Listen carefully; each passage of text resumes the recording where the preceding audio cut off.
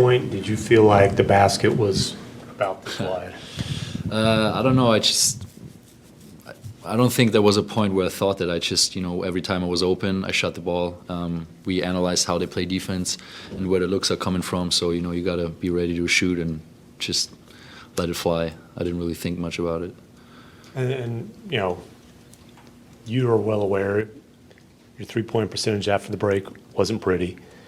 What does a night like this, or even just when you hit a few, what does that do for your confidence? What does that do for the feeling, when you are open and when you know you need to let it go? I mean, obviously it's a big boost, but even the games before when I didn't shoot well, I think overall I still did many things and we won as a team. That's the most important part. And in the playoffs right now, it's a cliche, but numbers don't really matter. So all we care about is winning. And it doesn't matter if I get a hot day and make my shots or somebody else. All we care about is to get the win. And obviously it feels really good to make those shots because the end of the season was not my prettiest. But, this was one game now, and now you got to move on to the next one. Maxi, as you're going through it and you recognize at some point that you're hot, what are you thinking? Are you thinking, I want the ball more? What's going through your mind when you're in a hot streak like this second half? Not necessarily that I need the ball more, because I know when I space out, we create gaps for it doesn't matter if it's me or somebody else, but if you make shots and you're a hot player, then people tend to move more to you, so you open up the paint more for other guys. But I knew whenever I catch the ball and there's space, I'm going to let it fly again, because it felt like I had a hot hand and I just continued shooting. Yeah, I would say so. Yeah. And you mentioned this morning that your endurance wasn't totally there in game one, being your first game back. How did you feel tonight physically and getting some more run? I think the worst I felt in the first 1.5 minutes or whatever when I got subbed in, and after that it was okay. Yeah, and then the adrenaline takes over. What made those 1.5 minutes so bad? I don't know. I wish I would know. Brad Townsend, Dallas Morning News. Your teammates were going crazy on the sideline. Maybe even especially Luka. It might have been after the 6th or 7th one you made. There was a timeout. What kind of interactions did you have from Luka in particular? I mean, Luka is the number one supporter for everybody. He wants us to do well, and obviously everybody was aware that I wasn't shooting the ball great at the end of the season. So I think the entire bench just was super happy for me that the ball went in, and it was like an extra hype for everybody, for me, for my teammates, for the coaches, and for everybody.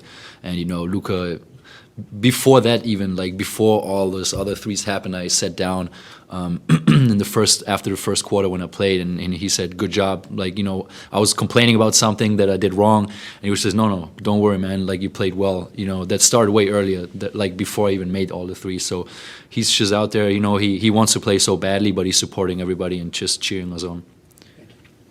Eddie Sefko, Mavs.com. Given all the circumstances, you're down 1-0.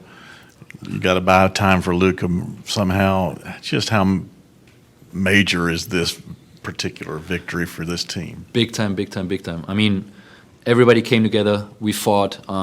As we can see here, we still have to clean up the finishing plays part because they out-rebounded us like crazy, so we have to change it. But, it was just an overall fight. JB had an amazing game, but the whole team came together. Everybody believed.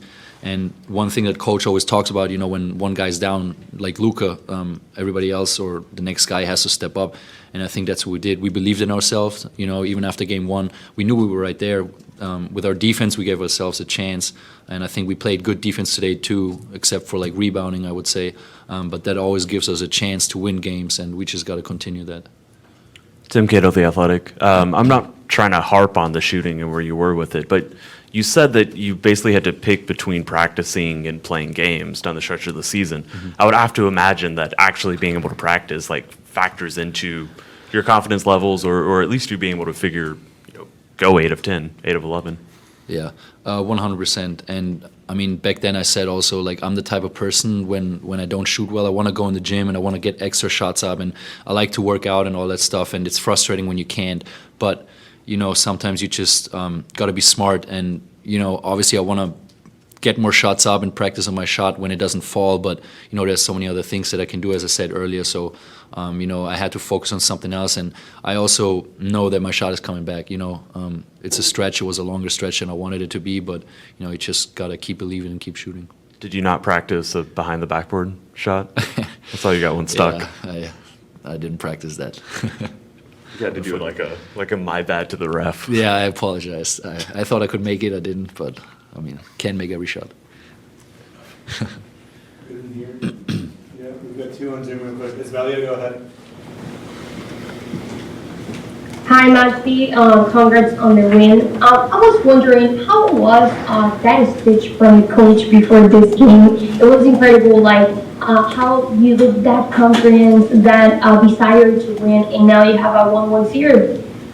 What was the first part? The speech from the coach. How was How was How was the the speech today? speech? Oh, before From the the game? coach, and the coach field. I mean, J. Kidd came in the entire time and he said, like, he asked us, do we believe in it? And, you know, everybody answered yes, because we showed that we can beat them with the team that we have right now. And, you know, we did a lot of great things and we analyzed it in the video sessions too and on the court. We just had to do the same thing. And the one thing that we didn't do in game one was making shots, because our defense was really good and we changed it today. That's why we won, you know. But as long as we play our defense the way we did and we believe in ourselves, I think we have a good chance to win those games. And J. Kidd just told us, be confident. When you guys are open, let it fly, because we have two amazing ball handlers for us that create open shots for us. So everybody else, just be ready and play your game. Last one, Max. Thank you. Hey Maxi, Glückwunsch zu 25 Punkten. Kannst du dich schon mal daran erinnern, oder kannst du dich daran erinnern, dass du schon mal ein Spiel hattest, das ähnlich lief für dich, mit so vielen erfolgreichen Dreiern, und 25 Punkte ist fast persönlich der Bestwert für dich? So viele Dreier glaube ich nicht, aber ich weiß, dass mein Bestwert damals in Orlando war, mit einem Punkt mehr. Aber so viele Dreier habe ich jetzt sonst noch nicht gemacht, aber es war ein heißes Händchen heute und dann werfe ich natürlich gerne weiter. Aber insgesamt, wie gesagt, wenn ich offen bin, lasse ich den Ball fliegen. Ich wusste ja, wie die verteidigen, wie die helfen mit ihren Großen. Also musste ich einfach nur bereit sein zu werfen und das habe ich heute gemacht. Und natürlich freue ich mich, dass der Ball reingefallen ist. Nächstes Spiel kann es sein, dass es dann wieder jemand anders ist. Aber solange wir als Team irgendwie eine Lösung finden, gute Würfe für uns zu kreieren, dann haben wir immer eine Chance zu gewinnen. Ja, mit welchem Gefühl fahrt ihr jetzt nach Salt Lake City? Natürlich mit einem hervorragenden Gefühl. Also nach dem Spiel 1, Spiel 2 zu gewinnen, tut natürlich extrem gut. Und ich glaube, wir haben auch das Selbstbewusstsein, um jetzt in Spiel 3 reinzugehen und es auch zu gewinnen. Und vieles Gute. Danke. Dankeschön.